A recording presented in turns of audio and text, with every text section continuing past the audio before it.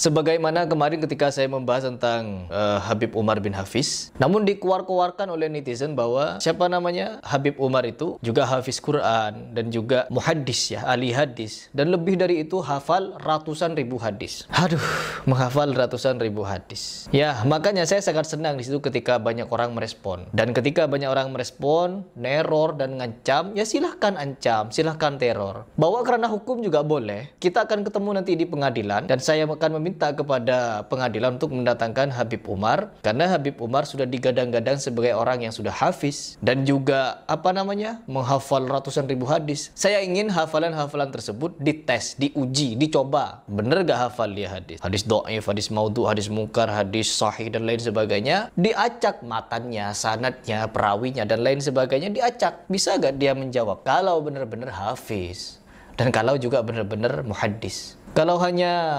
diagung-agungkan sedemikian rupa tanpa bukti kan sontoloyo menurut saya. Ya itu cuma tanggapan saya kepada Habib Umar. Dan kepada Bahar Smith juga demikian. Kita ketemu di universitas ternama untuk mengadakan dialog dengan apa yang saya tanyakan kepada Bahar Smith. Beranikah dia menjawab atau tidak berani? Terus yang ketiga kepada Gus Baha. Nah, Gus Baha ini pasti nonton, teman-teman. Gus Baha ini pasti nonton dengan video ini. Nggak mungkin tidak. Tapi pertanyaannya, apakah beliau berani untuk menjawab pertanyaan ini? Itu tanda tanyanya. Imam Syafi'i pernah berkata, "Ma jadaltu 'aliman illa ghallabtuhu wa la jadaltu jahilan illa ghalabani." Katanya Imam Syafi'i, aku tidak pernah berdebat dengan orang alim kecuali aku bisa memenangkan perdebatan itu.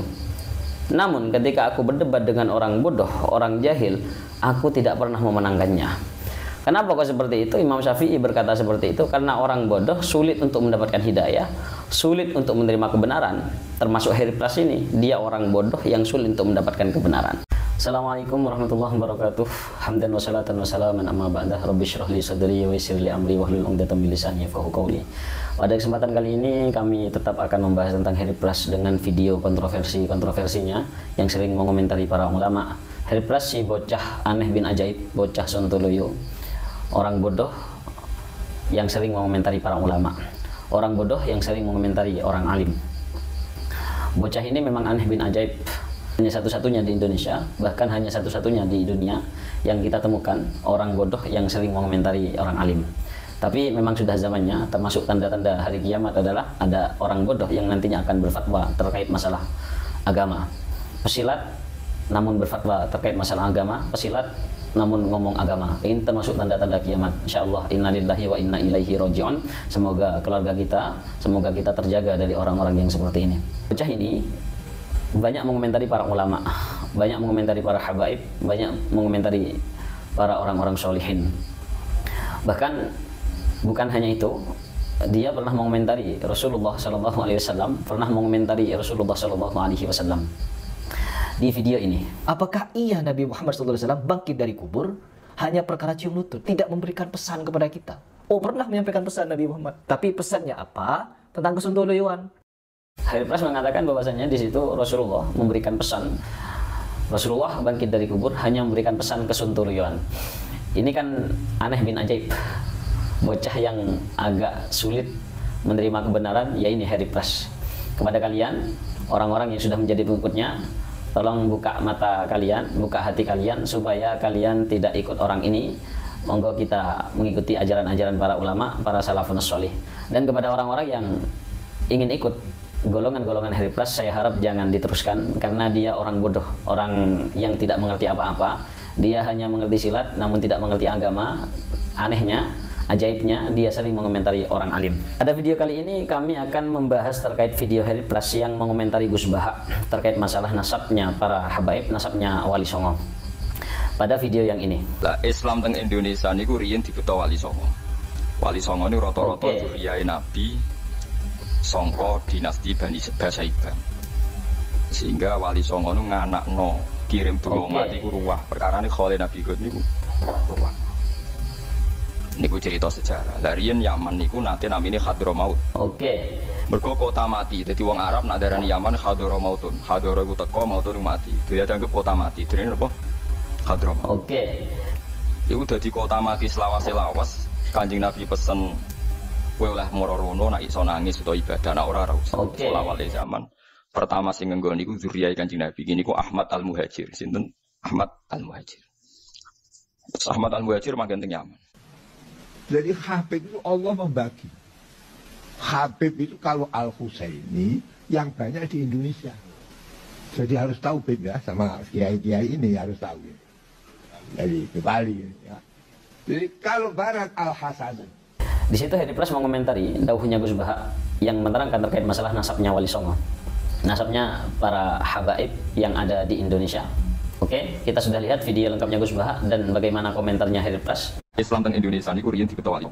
Wali Songo niku rata-rata zuriyah Nabi. Tuh, rata-rata Wali Songo itu zuriyahnya Nabi. Sangka dinasti Bani Saiban. Saya kurang paham ya teman-teman bahasa Jawa, yang dimana saya hanya sekilas saja mengerti begitu. Kalau kalian yang paham bahasa Jawa, ya pasti tahu arah pembicaraan dari Gus Baha. Di situ Gus Baha menerangkan tentang nasabnya Wali Songo yang berada di Indonesia. Yang jelas Gus Baha dawuh atau yang jelas Gus Baha berbicara menerangkan sesuatu pasti ada dasarnya dan tidak mungkin sembarangan. Tidak seperti Heri Pras yang di situ sembarangan ngomongnya, suntuluyu ngomongnya. Itu Heri Pras. Itu ciri-ciri Heri Pras seperti itu, mengomentari dengan tanpa menyebutkan data, dengan tanpa membacakan data, dengan tanpa membacakan referensi atau literatur dasar atau kitab yang dia baca.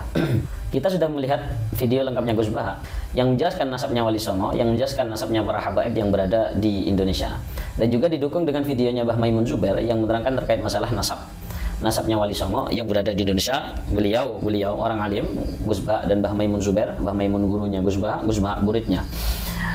Beliau orang alim, kedua orang alim itu mengatakan bahwasanya nasabnya Wali Songo itu memang adalah keturunan Rasulullah, dan semua Wali Songo itu keturunan Rasulullah kecuali dua wali. Dan itu rata-rata nasabnya para habaib, para dzurriyyah Rasulullah yang ada di Indonesia itu berasal dari marga Al-Husaini.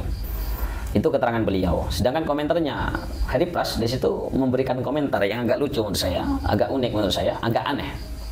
Kenapa? Heri Pras mengatakan bahwasanya dia tidak paham terkait apa yang disampaikan oleh Gus Baha karena dia orang Madura, tidak terlalu paham terkait masalah bahasa Jawa. Komentar yang pertama dari saya adalah kalau memang Heri Pras tidak paham terkait apa yang disampaikan oleh Gus Baha, ya jangan sampai dia komentari.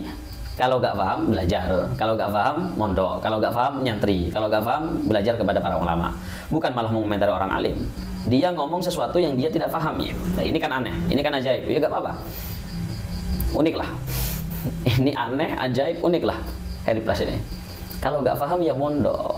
Kalau gak paham ya belajar. Bukan malah mengomentari. Oke. Yang pertama. Terkait video yang kedua ini.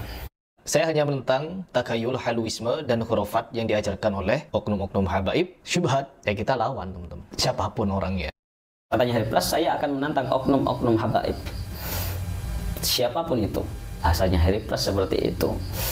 Sedangkan ada tanggapan dari Mbah Maimun Zubair, kita putar. Tapi ojo mau elek-elek, wis dinas, hati-hati.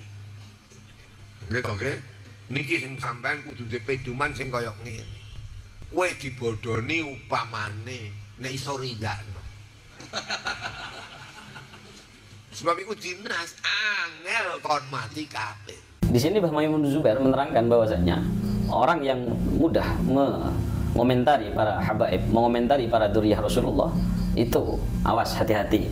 Itu bisa-bisa mati dalam keadaan sulh khatimah, bisa mati dalam keadaan yang jelek. Oleh karenanya jangan mudah mengomentari para dzurriyyah Rasulullah karena itu ada darah yang mengalir dari Rasulullah kepada para dzurriyyahnya, kepada para habaib. Oleh karenanya Mbah Maimun sampai menerangkan orang yang di situ sering mengomentari para habaib, dia akan mati dalam keadaan sulh khatimah. Nauzubillahi min dzalik. Oleh karenanya Heri Pras, hati-hati, jangan diteruskan mengomentari para habaib karena takutnya kamu termasuk salah satu orang yang akan mati dalam keadaan sulh khatimah. Dan kepada para pengikutnya, kalau memang tidak ingin nasibnya sama dengan Heri Pras, jangan mengikuti atau berhenti mengikuti, kita ikut para ulama-ulama yang benar. Kalian kagumi Heri Pras yang di situ tidak paham apa-apa. Dia pesilat namun ngomong masalah agama. Monggo berhenti, ikut Heri Pras, kita pindah kepada pemahaman-pemahaman yang benar dengan cara belajar kepada para ulama-ulama, belajar kepada para salafun sholih. Dan ini juga video Heri Pras. Bar Smith juga demikian. Kita ketemu di universitas ternama untuk mengadakan dialog dengan apa yang saya tanyakan kepada Bar Smith. Beranikah dia menjawab atau tidak berani? Terus yang ketiga kepada Gus Baha. Nah, Gus Baha ini pasti nonton, teman-teman. Gus Baha ini pasti nonton dengan video ini. Nggak mungkin tidak. Tapi pertanyaannya, apakah beliau berani untuk menjawab pertanyaan ini? Di video ini Hari Pres menantang Habib Bahar bin Sumit, Habib Umar bin Hafid, Gus Baha, atau mungkin ulama-ulama yang lain lah. Dia tantang untuk berdebat dengan dia. Kita buka dialog terbuka katanya. Buka dialog terbuka di universitas ternama. Ini bahasanya Hari Pres. Tapi yang jelas para ulama itu, Habib Bahar bin Sumit, Habib Umar bin Hafid, kemudian Gus Baha, tidak mungkin menanggapi tantangan dia. Karena dia orang bodoh, percuma menanggapi dia. Karena gak ada hasilnya. Menang ya gak keren, kalah apalagi. Oleh karenanya Imam Syafi'i pernah berkata, "Ma jadaltu 'aliman illa ghalabtuhu wa la jadaltu jahilan illa ghalabani." Katanya Imam Syafi'i, aku tidak pernah berdebat dengan orang alim kecuali aku bisa memenangkan perdebatan itu. Namun ketika aku berdebat dengan orang bodoh, orang jahil, aku tidak pernah memenangkannya. Kenapa kok seperti itu? Imam Syafi'i berkata seperti itu karena orang bodoh sulit untuk mendapatkan hidayah, sulit untuk menerima kebenaran. Termasuk Hari Pres ini, dia orang bodoh yang sulit untuk mendapatkan kebenaran. Dia orang bodoh, dia sering komentari para ulama, Dia pesilat, tidak pernah belajar, tapi sering mengomentari para ulama. Dia kan bodoh berarti kan. Sebab kita anggap saja lah Hari Pres ini anjing yang menggonggong lah. Hanya bunyi saja, tapi gak ada kualitas itu. Gak ada kualitas sama sekali. Yang dibicarakan gak ada kualitasnya sama sekali. Kalaulah berdebat dengan saya gak akan terima. Sama sekali gak akan saya terima.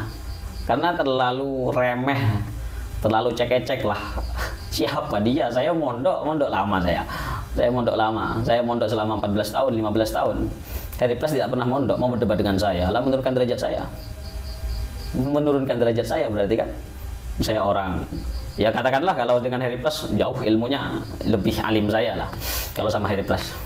Kalau sama Habib Umar bin Hafid, sama Gus Baha, sama Habib Bahar bin Sumit, ya bukan bandingannya, tidak perlu dibanding. Karena di dalam salah satu kitab dijelaskan bahwasannya tidak mungkin pedang disandingkan dengan tongkat, tidak mungkin pedang dibandingkan dengan tongkat. Kenapa kok seperti itu? Karena akan menurunkan derajatnya pedang jika memang dibandingkan dengan tongkat, yang mana tongkat sama sekali tidak tajam. Jadi bukan bandingannya, tidak banding sama sekali. Hari Pres ngomong, nyaring, dia komentar ke sana kemari. Seperti hanya tong itu, tong nyaring bunyinya, tapi dalamnya kosong, tidak ada kualitas sama sekali. Sama seperti Hari Pres, tidak ada kualitasnya sama sekali. Oleh karenanya pesan kepada para pengikutnya, berhenti ikuti Hari Pres, ayo kita ikut ke